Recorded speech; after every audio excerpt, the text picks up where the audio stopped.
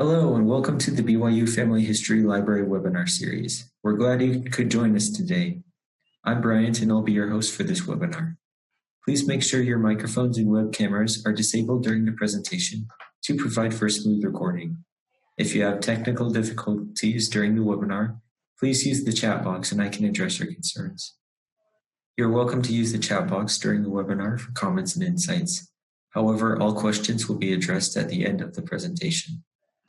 Our next webinar is on Wednesday, July 1st, and that will be Duplicates in Family Tree Part 2, How to Resolve Them with Catherine Grant. And that'll be at the same time at 5:30 p.m.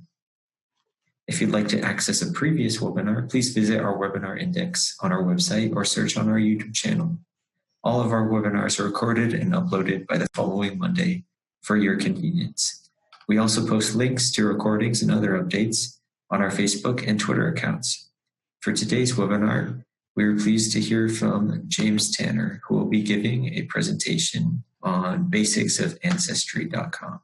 James has over 35 years experience in genealogical research and is an avid blogger of Genealogy Star blog and rejoice and be exceedingly glad.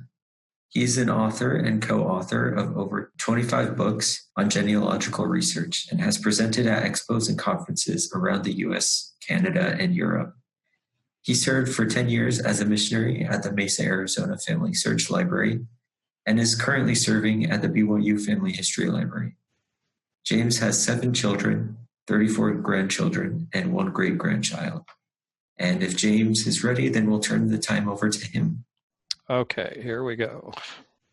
Well, let's get started. We're going to talk today about some basics of learning about Ancestry.com, the website. It's pretty elementary things, but if you're unfamiliar with the program, it's very important to get some of this basics because a lot of the features of the program are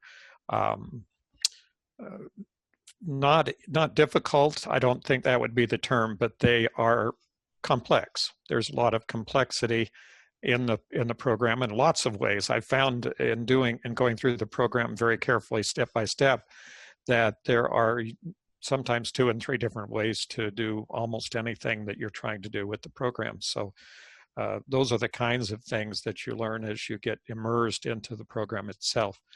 As Bryant indicated, we've been serving at the BYU, Brigham Young University Family History Library on campus.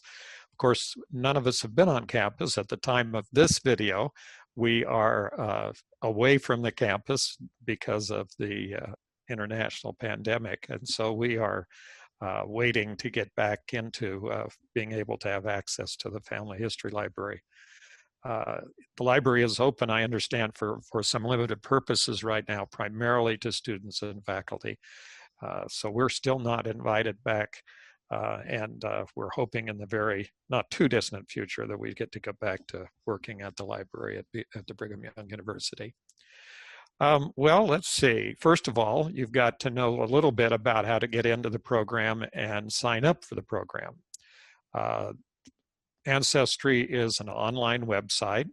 It hosts family trees, of which there are millions of family trees up there, and it has billions of records.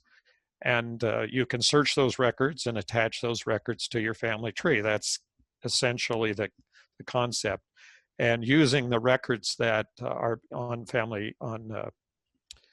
Ancestry and on other websites like Family Search and Find My Past and My Heritage and some of the other big online websites, of which there are quite a few, you can add in and produce information from those records that will help you to extend and discover more about your family tree. So that's kind of the basic concept of what happens with the website. In addition, as I'll talk about during this presentation, there are parts of the website dedicated to DNA discovery and very many other features that assist you in linking yourself to your either current ancestors, people who are living now, or your dead ancestors or relatives. You can see here there are different levels of subscription. Sometimes, of course, there's an increase uh, in the amount of the cost of getting into those particular levels. Uh, and I would just, at this point, I suggest that the prices can change, and you can watch for sales. Uh, there's always seems to be some kind of promotional sale for Ancestry, and there is a trial membership that occasionally is available, maybe always available, but there's some other ways to get access. You can try it out for free at a family history center. That's the good news. The bad news is what I was just talking about a moment ago, is all the family history centers in the world are now closed down because of the pandemic. So we are also waiting for the opening of our family history centers. There are over 5,000 family history centers worldwide. You can search for them online, or you can search on familysearch.org, which is the website for finding the family history centers. And they will give you a link to the closest centers, so they'll show you where you can find a center. I once talked to one of my online friends, and I had been talking back and forth with him for some considerable period of time, and he asked a particular question about genealogy, and I said, well, you could probably get some help at a family history center. And he said, well, I'm pretty far from a family history center. And I said, well, there's all over the world. And he went, well, yeah, but I'm 30 miles from the nearest small town in the middle of Australia. So sometimes when I'm talking to people online, it's a little bit difficult to get to say things that, like, well, you can always find a family history center. That may not be true, but generally it's true around the United States and in most countries. If you are a member of the Church of Jesus Christ of Latter-day Saints, the church, through Family Search, has a partnership with Ancestry, and as a result of that partnership, members of the church can create a free Ancestry partner account. And it is essentially the same as the World account, meaning all of the data that's available for access. Although understanding this, that Ancestry has other programs, other websites, excuse me, out there that are also subscription-based. For example, newspapers.com and fold3.com, the military website. Those two websites come up frequently on the Ancestry website. And you may see a link there to a news article or an obituary, but when you click on that news article or obituary, even if you have a free Church of Jesus Christ partner account, you're going to find that you'll need to subscribe to those other websites in order to gain access. So there's some limitations there. There are a lot of ways to get started on Ancestry. I kind of recommend that you start your family tree from scratch. There are some other ways we'll talk about in just a moment, but I think it's a good idea, even if you have your own database, like say you have it on a desktop program, and you want to start working with Ancestry, and it's kind of it seems like a good idea to upload or to put your information, all your information, into Ancestry immediately. Well, that may not be the best idea for gaining a really good insight into your family. And what I would suggest is just starting out by putting your own name and your parents' names and maybe a grandparents' names into a family tree on Ancestry, and then let Ancestry find record hints. We'll talk about that again in just a moment also, but they will suggest records that may apply to each of those individuals, to yourself and to your parents and grandparents. And interestingly enough, many people think, well, I'm alive, they won't have any records about me, but they do. The larger websites also have records that about living people. That's not a breach of anybody's privacy because these records are publicly available to everyone who wants to go look for them. The good thing about having a website like Ancestry is that all these records are gathered together in one place and they do the searching for you automatically. So, but if you feel like that's going to be too long of a process to build a family tree, there's some other options. One is you can upload a GETCOM file. A GETCOM file is a genealogical database communications file, and basically what it is a shortcut way to transfer information from one program to another. If you have one of the popular desktop programs like Ancestral Quest or Roots Magic or Family Tree Maker, Family Tree Builder, a lot of other programs such as those, you can export from your file any information that you have into a GEDCOM file, and then the GEDCOM file will upload into Ancestry. All of the information, not all, but a substantial part of the information that you have in your file. One of the limitations of GEDCOM files currently is that many types of data that are in various programs do not come across, don't upload from a GEDCOM file. So you're going to see some limitations with the information that comes into Ancestry.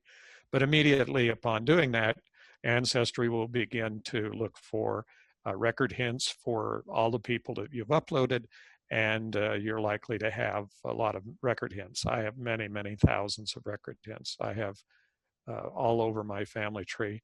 I could spend all my time simply doing record hints on any one of the major programs that provide these record hints.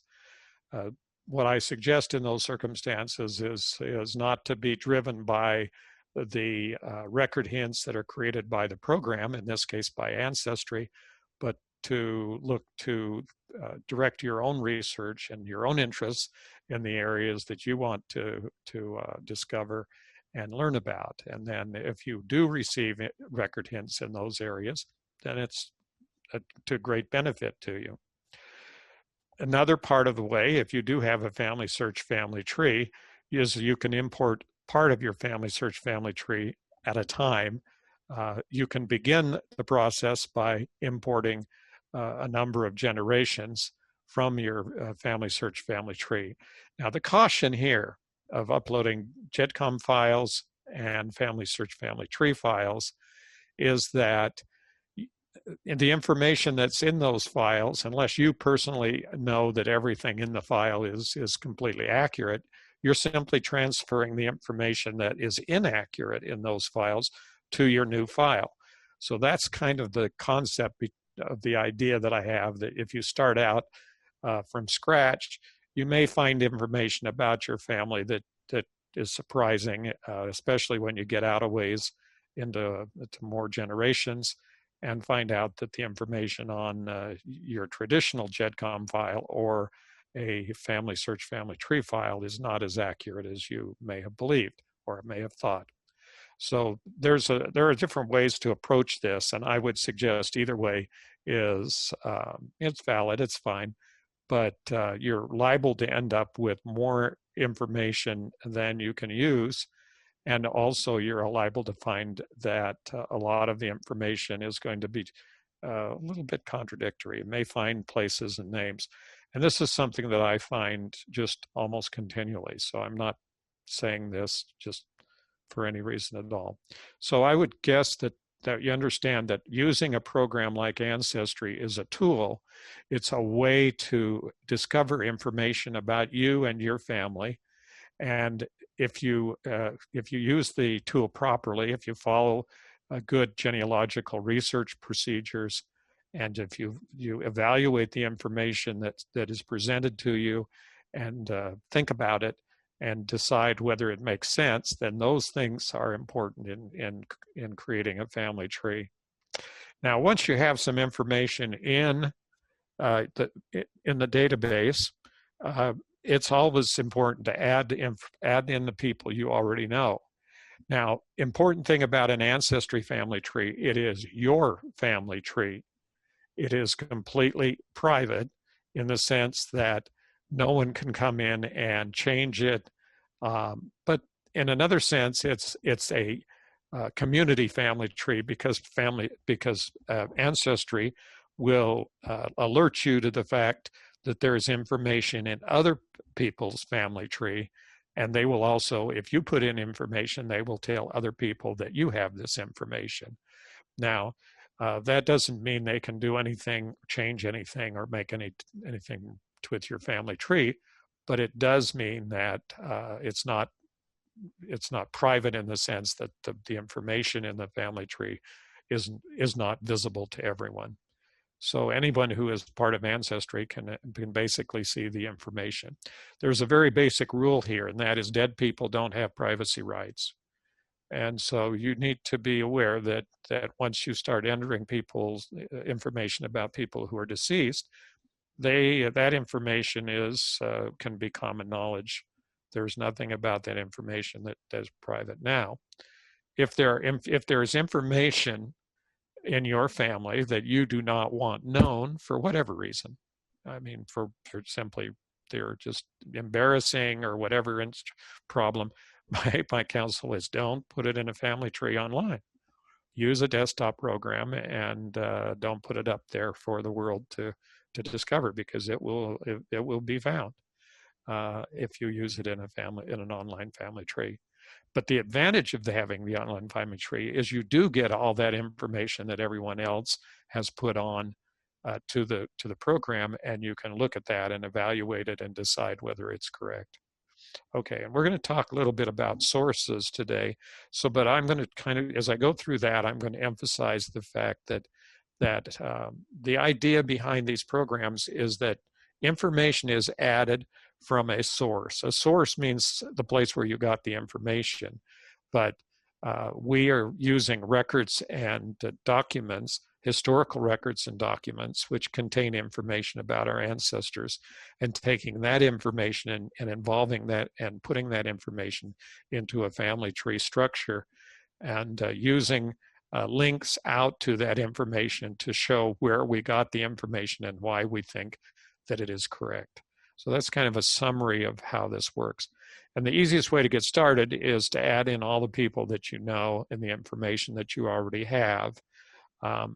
It's interesting to me that sometimes I get into conversations with people about an individual on my family tree, and then we turn out to be relatives, and we look at that information and they say, well, that information's wrong because I have a record in my desk that says that it's different. And I go, well, would you please put that information up on the family tree so that I and other people in the family can see that information? Oh yeah, that'd probably be a good idea. Okay, well, that's kind of the situation that we find ourselves in working on a family tree. So here's an example of a form to add a basic information about an individual. As with all genealogical research, we're interested in the names of the individuals, the dates associated with events in the individual's lives, and the places where those events occurred. And so that's the basic information that we are going to be recording to get started. Once you've added the new person, then you have the option of researching the records on Ancestry for that person, or simply waiting around for Ancestry to find the records and attach them, which they do at a very, very efficiently and very quickly to add records to the person. I kind of back up here a little bit. You see those little green leaves that stick out of each of the names. Each of those green leaves means that Ancestry is suggesting that it has records that pertain to each of those individuals. So that's what happens when you start adding names to your family tree. One thing you want to do very quickly after you sign up for an Ancestry account, and if you haven't done this in the past, it would be a very good idea to look at it, because this is information that determines how you are presented to the Ancestry community and how you interact with that community. So you can look there to see what your account is, meaning what kind of level of access do you have to the program, and what kind of preferences you have for the way that you view the information on the website, and for other information for people to contact you through the program. If you wish that to happen, obviously you have to provide them with some information, contact information. If you don't wish that to happen, you can actually make the Ancestry family tree private. My answer to that is, why are you using, well, anyway, there may be some reasons for doing that, but as far as finding out information about your greater about your greater family of relatives and ancestors, it basically closes you off from all of the valuable connections that you may find as you work through your genealogy. So it's really kind of counterproductive to make it a private. If you want it to be private, and as like I said a moment ago, is don't put it online and just leave it in a desktop program. There's many good desktop programs that out there that will help you do research and organize your records. But the problem you have with those is that there's no collaboration. There's no one looking at your records and saying, hey, well, I've got more information, or I think you're wrong. Maybe you don't ever want to be told you're wrong, but that's a whole nother issue. So here's where you look. By clicking on your name, you will find your site settings. If you're registered, then your name appears. Okay, so one other thing is that you can also customize the homepage. My homepage may not look like your homepage. And the reason being that in the past, I have moved a few things around. And all of those things that are showing there are not necessarily always have to be there. If there's things that you're saying, well, I want to see that all the time, you can actually move it around in a position where it won't be visible all the time, or you can organize it to emphasize the things that you're going to use all the time. So up here in the corner is of your startup page is a link that says customize your homepage. By clicking on that, you get up a customizing page, and you're able to add items to your page or remove items from your page. You'll notice down there the little trash cans on the things that are showing. That means if you click that little trash can, those things won't show up on your startup page anymore. They'll become available items on the list for customizing, so you can bring them back if you need to. But it's a way to kind of if you're one of those, if you're a person who needs to declutter their lives, then it's one way to do that. I have to admit, I seldom use any information other than the record collections block on this page. So to me, I just buzz through it, go straight to my family tree almost always. Okay, so now you have a start of a family tree, and it's a really good idea to explore and become acquainted with the family tree and what information might already be available. Again, you're going to see almost inevitably, unless you put up a family tree that starts back in the 1600s or something like that. By the way, this is an interesting, you can have as many different family trees as you wish on Ancestry. People ask me, well, can I put up my own family tree and not have my spouse's? Yes, you can do that. Can I put up a family tree for someone I'm researching? Yes. And quite frequently, I will create a family tree for if someone asks me to do help with their family with some research on a specific ancestor or whatever, then one of the things I will ask them almost immediately after learning this is, would you mind if I put up a family tree on Ancestry for that ancestor and start and invite you as a member?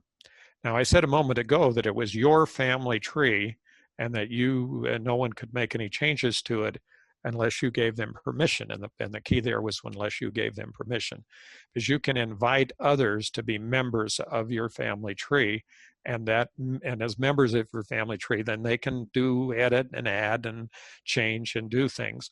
So you want to be a little bit careful about who you add to your family tree. But obviously, if I'm doing research for a person, I want them to be a member of the tree because I want them to add the information that they have to the family tree. And this way, it's a way of communicating directly about a particular research issue without having to send messages or talk about things back and forth in sort of generalities. We can specifically see quickly by clicking on any of the individuals exactly what kind of information is available. So if I look over here on the side of the family tree, I'm going to see a few little icons there. The two top icons show you two different ways of looking at the family tree, one of which is called the pedigree view, and that's what we have up to the screen right now. The other one is called the family view, and that is more of a vertical way of viewing your family tree on Ancestry. The other things are return back to things that have been done earlier, and then you can use the plus and minus to increase the size of the lettering and the images on the family tree. So if you have some kind of visual difficulty or something, it's hard to see or whatever, you can use the plus and minus. Obviously, if you use the minus, you get more information on the family tree. Now, just as a side note, the family tree that I'm illustrating here is one that I just chose with one of my ancestors, beginning, who was born back in 1830, as an illustration. So it's not, it's an actual tree, a portion of my family tree. And the question is, why haven't I done all the little green icons? Because I already have those all done on my other family tree where this is located. So that's, it was just a matter of those things being available. Up here in the right-hand side, you have some more options. You can share your tree. There's your link to share it with someone else, and at different levels, up to being able to give full editing. They can view your tree, or they can edit your tree. You can print portions of the tree and print pedigrees and things. And then you have the way to search your family tree. And then up here in the left-hand side, again, you have, you may not have seen that zoom up. I'll zoom it up again. You have a choice there. That says the Parkinson family tree. That's the name of this particular family tree. And there's a little down arrow. And if I clicked on that down arrow, it would show a list of all of the names of all the family trees that I have on Ancestry, including my main research family tree that I use continually for research. One of the things that you can do with the information here is called a quick edit. And that quick edit is you just click on that individual and it'll bring up that person's card. And on that, it says there's one Ancestry hint, and down the bottom there are links to profile, search, and quick edit. And then there's some tools menus. And I suggest that as you're learning to use Ancestry, that you check these out, see what they do. There's no harm. You're not going to break the program. You're not going to lose any information unless you actually delete it.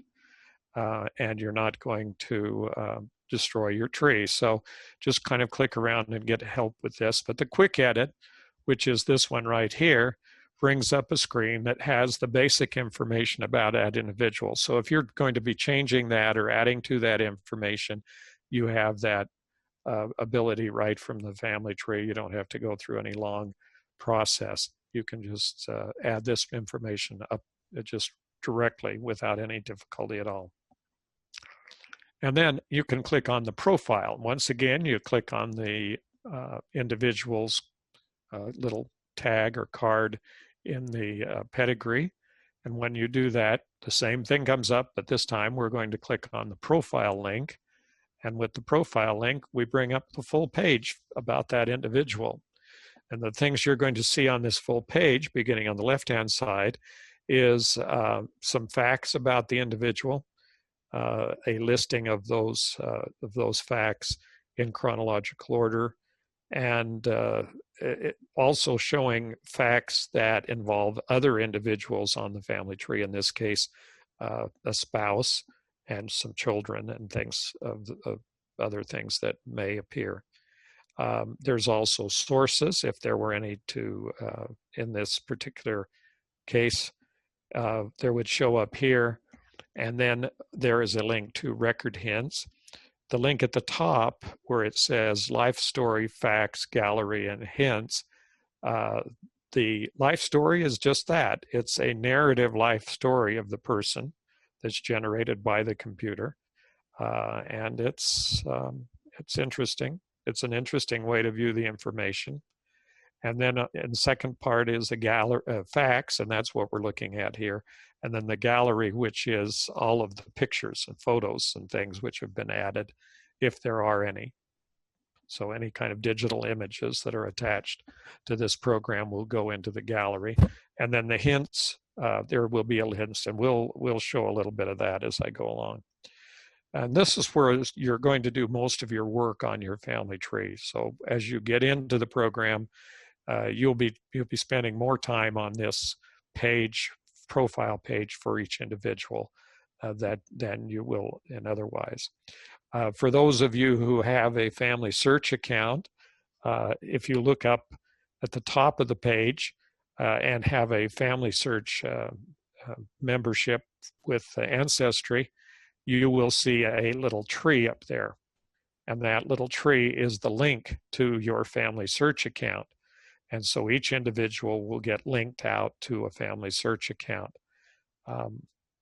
This presentation here was to be basic, and there's lots of details, but I'm going to show you a way at the end of how to find out what all those details are and very specific explanations of how they all work. Now, if you want to add an additional person, for example, there may be more children in the family, there may be someone else, you click on the add link and you get a drop-down menu that gives you the option of adding a mother, a spouse, a son, a daughter, a brother, a sister. Question, can you add more than one spouse? Yes, you can add as many spouses as there were, as many as there are. There's, well, practical limit, obviously, but not in the program. And children, there's also sort of a practical limit there, but they are, there is ability to add those in. Can you add in different types of relationships? Yes, you can. You can add in, you can record the divorces, you can add step children, step families, you can show that the length of the marriage, when the marriage was terminated, those kinds of things. All of those can be added. It's a very, very full-featured program. There are probably not too many different kinds of information about individuals that there is not some way to add that information in. The fact list of all the different kinds of facts can also be added to. Now, if you're going to edit the program, you click on up there at the top, you can click on the edit. There's the quick edit, edit relationships, and delete a person. Yes, you can actually delete people from the program if you find that you've either added the wrong person or whatever. Yes, you can delete. It's your tree. You can delete it out. So it's different than working on a collaborative program like Family Search, because on Family Search, it's kind of a long process to try to delete someone, and you really can't delete them a lot of times unless you put them in personally. But here you just have the right to go in and change your own tree as you want to do that. Another thing you might want to do is is on the relationships is adding children or taking children out of a family if you've done that improperly. So these are the things that show up there: quick edit, edit relationships, and delete the person. Those are the three major activities. The one you're going to see most frequently is edit relationships. I occasionally, once in a while, I delete a person simply because I find out that person is not related, or I find out that I have that I put in the wrong person, or some other reason for having the ability to delete a person from the file. This is the family view of the from the second choice down on the left-hand side. The picture view is what some people call it, because if there is a picture, obviously these people in this particular tree do not have photos because they mostly lived before photography was available, except for the last ones that are down at the bottom. And I simply do, this is simply part of my family tree. I am not remiss in having photos. Now we're going to talk about the little green leaves, the record hints in a little more detail here. So now if you click on that person, you'll see that there are 14 ancestry hints for this person named Elizabeth Chattel. And since this person does not have a birth date or a death date, perhaps one of those 14 ancestry hints will be for the right person, and will be able to add in that information and find it from a record. Be careful here. We're not in the world of make-believe. We can't just simply say, oh, well, I think she was born on, and make that up. It's not really a very good practice in genealogy, although we do run into that occasionally. Now you can add the information from the hints. There's two links here. One says review and one says ignore. Here there's 10 other public ancestry member trees, meaning they have not been made private, just like I indicated earlier, and that we can go look at those member trees for Elizabeth Chattel and see what information they have about her. This is helpful. It would be more important to see if they had found some records that would provide the information, and that is sometimes very helpful. Someone else may have spent more time than you have and may have found the records that are important to support that person. Some of the very, very difficult research issues that I have researched over the years, things that seemed almost impossible. I had a family that I was researching that was living in Mississippi, and we believed that they came from North Carolina, but we didn't know how in the world they'd ended up in Mississippi. And as I was doing research, I suspected that the family, because I found the names, similar names, from Alabama, and but I didn't know how that family was connected to Alabama. And when I did the research, I found on Ancestry, someone had digitized a Bible page from a Bible record from somebody had written in their own Bible, and had the whole family listed there and had them in Alabama. And that was able for us to make the jump from Mississippi to Alabama, which eventually ended up with us finding the family all the way back to North Carolina. But it was that one copy of that one document that appeared on an Ancestry member tree that helped me find that information. So this is a very important piece, a way of communicating. Now, one of the things that we need to do when we do this is to review the hints. Look to see if they actually apply to our person. There's no way, they're not 100% correct. Well, I don't want to say that, but they aren't 100% correct. And you really need to look at it carefully and see whether or not this information applies to your family. So as you go through it, you can search. You can also search the Ancestry collection. So you can go out and search for an individual for records. Now you can see here that the number of sources have been added. These came from the record hints, and there are still more record hints for this individual. And then we found other sources that were outside of Ancestry, and we found a web link to a website that was outside of Ancestry that also had more information about this particular person. So there's just a lot of ways to find the information and record it as you're working with an Ancestry family tree. So now if I click to search for further information about this individual, I'm going to get a page that shows me the records that they think that the website search engine thinks apply to my individual. Right at the beginning is a list of the things that I already know about the individual. So here's the things that I know. I know his birth date, I know his death date, and I know he was the resident of that same parish in, well, that's a county in England. And so the question is, do we know if there's anything else? Here's another record that says marriage of 23 October 1794, looking at his birth date and looking at the place. It's very possible that this is the right person.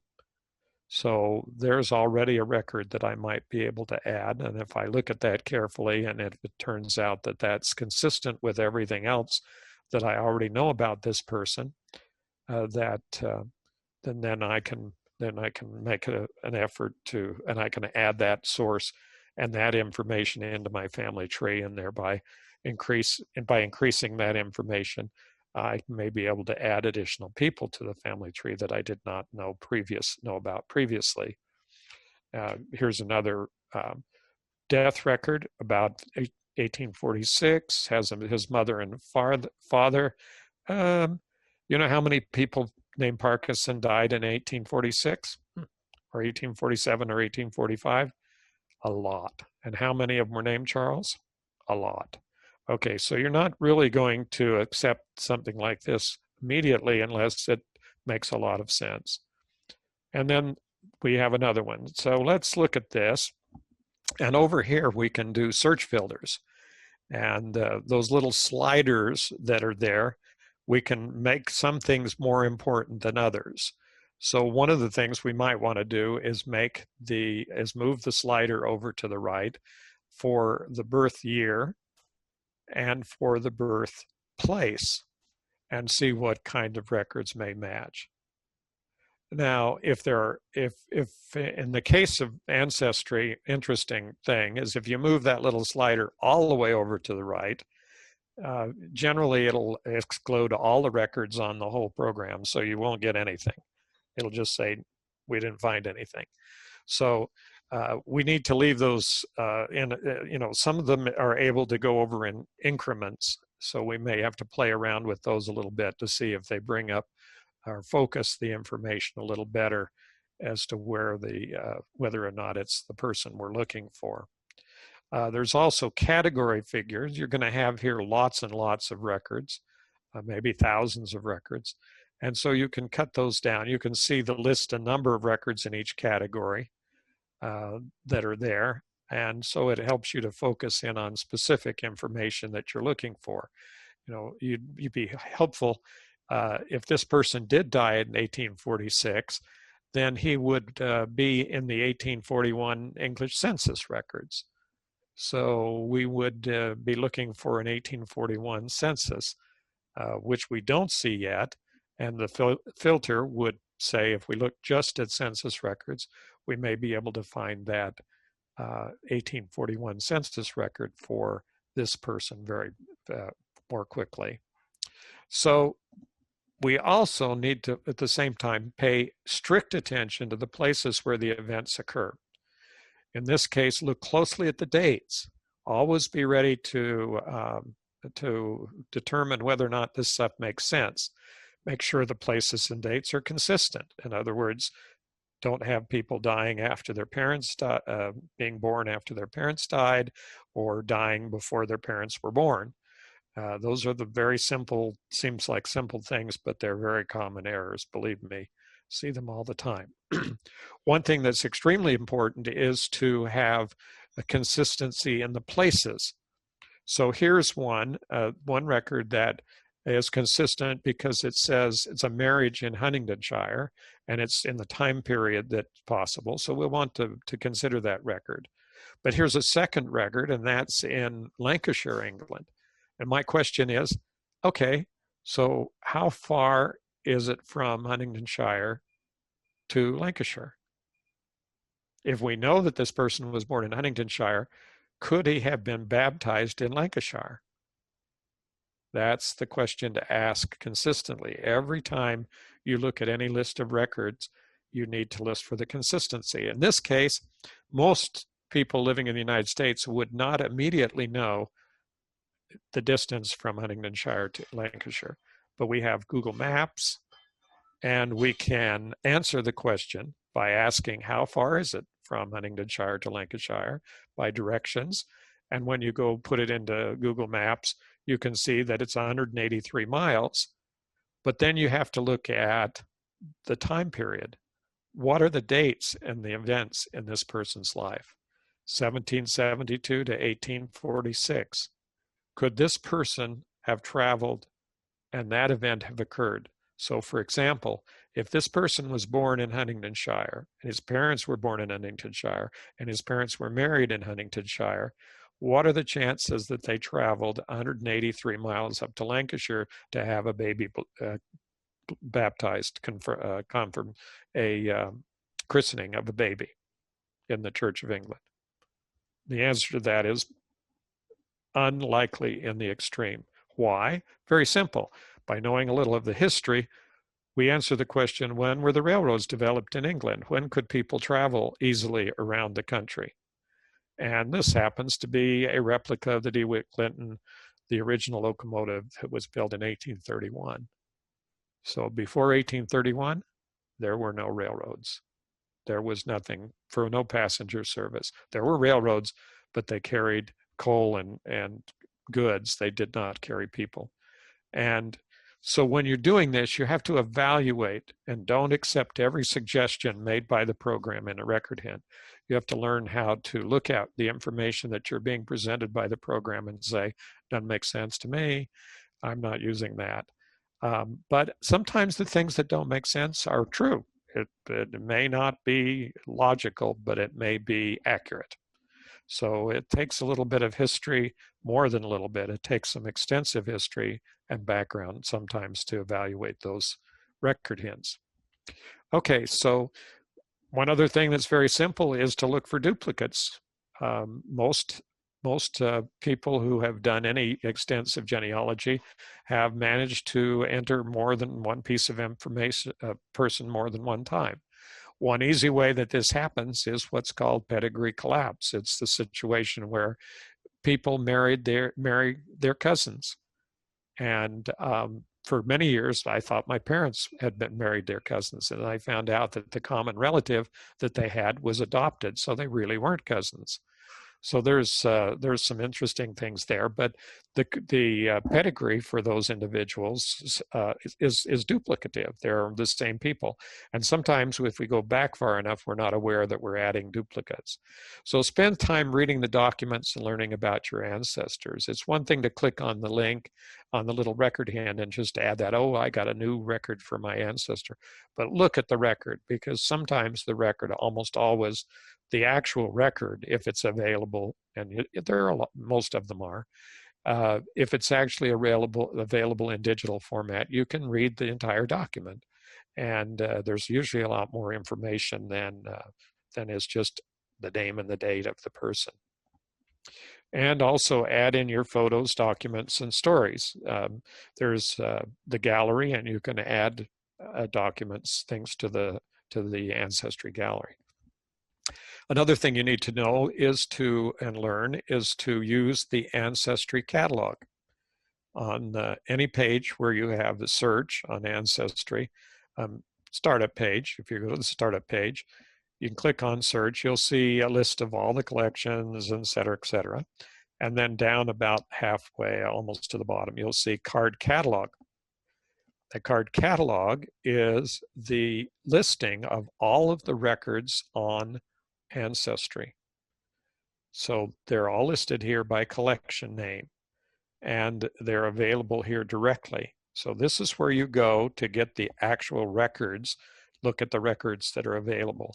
And over on the left-hand side, there's a number of filters. So you can search by titles, you can search by keyword, or you can just filter it out in a number of different ways. And you can quickly determine if there are any records of the type that you really want to look at.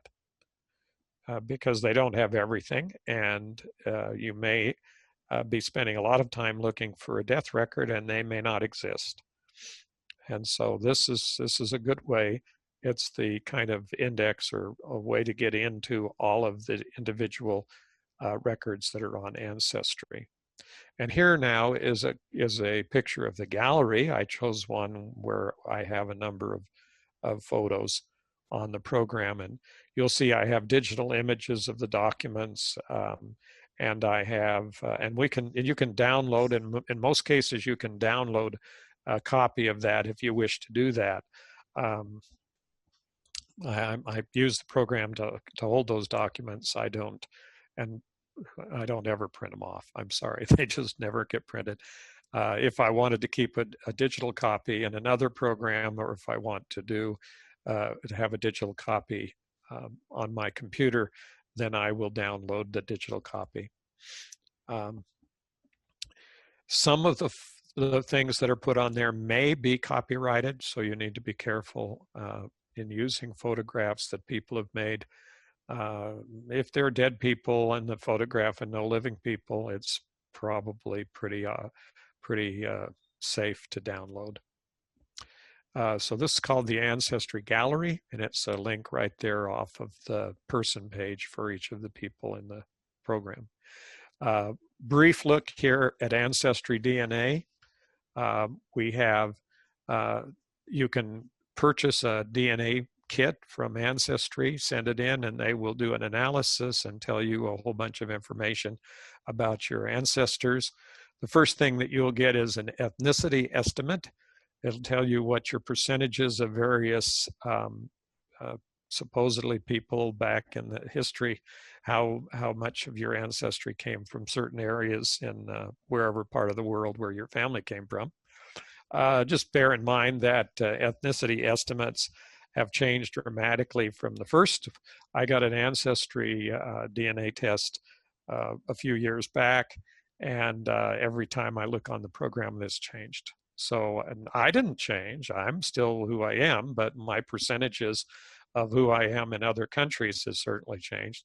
And they never seem to agree with any of the other ethnicity estimates from any of the other companies that do that. So that's just kind of my view of it is that it's a little bit of entertainment.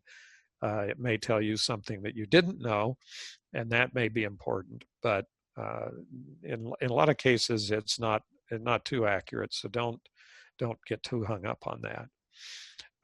DNA matches are very accurate. And when they tell you that you have so many relatives, I have well over 1,000. It's probably up into 8,000 or 10,000 cousins on the Ancestry program. So if I view all my DNA matches, it's like a list. This is extremely important for people who come from backgrounds where they do not know their ancestors. And then we have another, which is kind of an innovation, and that's through lines, and that's where they match you up with a lot of your DNA matches and try and show you who the common ancestor is. This works pretty well, but you need to be careful because sometimes because of the information the other person has supplied, the match may not be completely accurate. So you have to go through that. And I would urge everyone who gets involved in genealogy to learn about your ancestors' origins, learn the history, learn the background, learn about how all things happened. Why did they come to America? Where did they go when they got here? Where were the original settlements? When did they come to the state where you live or the country where you live? How did they live? What kinds of lives did they live? All sorts of things about that. I've been doing research in England. That's why I chose this picture. and on Ancestry. It's very good for England.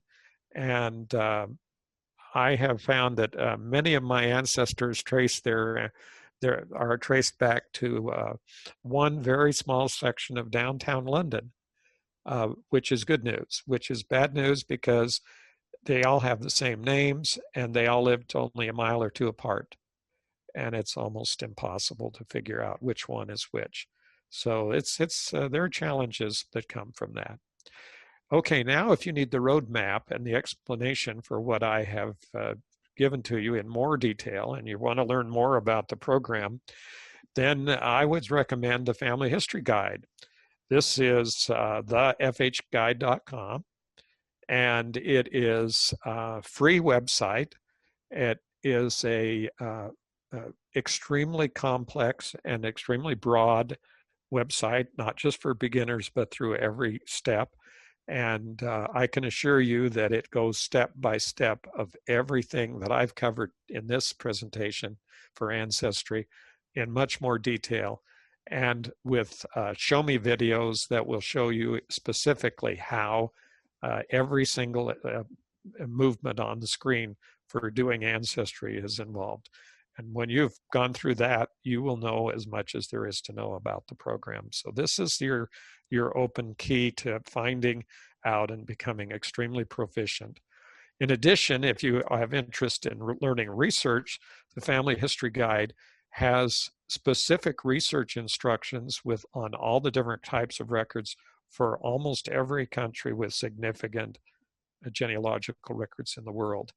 It's an extensive link to all of the different records and websites out there available for records in every one of the major countries. So if you need to get started with African American research, or if you need to get started with research in Germany or wherever that you're needing to get started, then the Family History Guide will link you out to the instructions on how to do that and where to find the records. It doesn't have the records, it has the information, and it's all free. Here's a list of all the countries out there where there are instructions, detailed instructions about where to find the records and how to do the research in each of those countries. And as far as the United States is concerned, that's carried down to the state level and also down to every county in the United States. And in England, we have every county in England. So there's just an amazing amount of help here.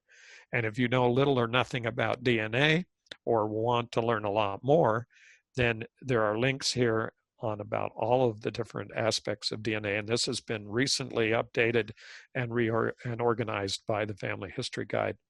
So this is your way to get back and get all of that information that I wasn't able to talk about in this 1-hour presentation.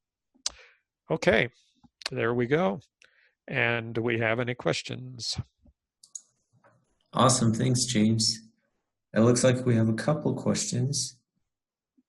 One says, how do you enlarge an image to see it better without cutting off pertinent information such as on census records? Can't. The answer is simple. When you enlarge the record, you have to scroll around on the screen. You have to grab the screen and move around to see the entire record. That's just an artifact of the way that magnification is done on computers.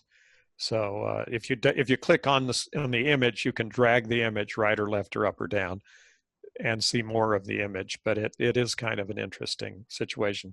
One thing that Ancestry does that's helpful is on like census records, they highlight in a color the person you're looking for. So if you can scroll across and look at the information magnified without losing your place on the line. Sometimes that gets to be a real challenge, is to figure out if you're on the right line. But that's, sorry, there's really no, we all kind of have to live through that problem. And right now I'm doubly challenged because I've been in the process of recently having had cataract surgery. And so my eyes have switched from being very nearsighted to being very farsighted. And previously I could see things up close rather well, but now I can't. So kind of interesting how life does that and how it gives us a few challenges. Awesome. And then the next question says, is the Family Search link for only members of the church? I have a Family Search account, but no icon on Ancestry. Right. It is only for members. And the reason for that is pretty simple. The partnership between Ancestry and Family Search is beneficial to both. Ancestry has incorporated and indexed and uses a significant number of records from Family Search. That Family Search was the sole repository for. The only place you could find the records was on Family Search. Now they're being shared with Ancestry, so the Ancestry community gets a huge amount of information from Family Search now. On the other hand, where did those records come from? They were, the Church of Jesus Christ is a church, and Family Search is a nonprofit corporation, and all of the information and records was paid for by voluntary donations from the members of the church. So the trade-off between what happens from the people who are the members as a trade-off for giving access to those records that they paid for have been given free access to Ancestry and other programs where there's partnership programs. So that's kind of the explanation of why that occurs. But the answer is yes, it's one of the benefits that comes. Great. Oh, and by the way, mention over a bit, Ancestry is also free in all the family history centers. Now, I explained earlier that that's not so great an idea right now because they're all closed, but they will reopen. We have the hope that they will reopen, and that when they are, then you can go to any family history center and use the program for free. So it's you know, it's important. The problem with that is that's also a library edition, and library editions you can't put on your own family tree. So they'll let you look at it and play around with it and do research in it, but they won't let you have a family tree on it without a subscription. Okay. Okay. And then we have another question from Luis. It says, how do you remove a duplicate name? Duplicates, as I mentioned, you can delete people, but they have a merge function. If you, one of the options, which I didn't have time to go into, which would be covered in detail in the family history guide, allows you to merge two duplicate individuals. You know, in some cases that's a good idea, and others, if it turns out the person that you have is just not a real person, you may want to just delete him. If you put him in, you know, if it's your person. Great. And then we have another question from Joe. It says, are there webinars about getting back into indexing? About what? I didn't catch the last. About getting back into indexing. Oh, about getting back into indexing? Yes, we have BYU Family History Library YouTube channel. If you just go to the YouTube channel, and there's a link to look at all the videos. There's right on YouTube, there's for every channel on YouTube. You can just click and see all the videos from that channel. And then there's a search mechanism there. And you can just search by videos by topic. If you do indexing, you'll have a whole, there's a list of them. There's probably, I'm not going to guess, but I've saved multiple videos on indexing. Great. And then Craig asks, how do I filter wrong names? Normally, as I filter results, it does not drop incorrect names. For example, if I put in a specific birth date, it will still have people in with incorrect birth dates. I don't understand how and when the filters work.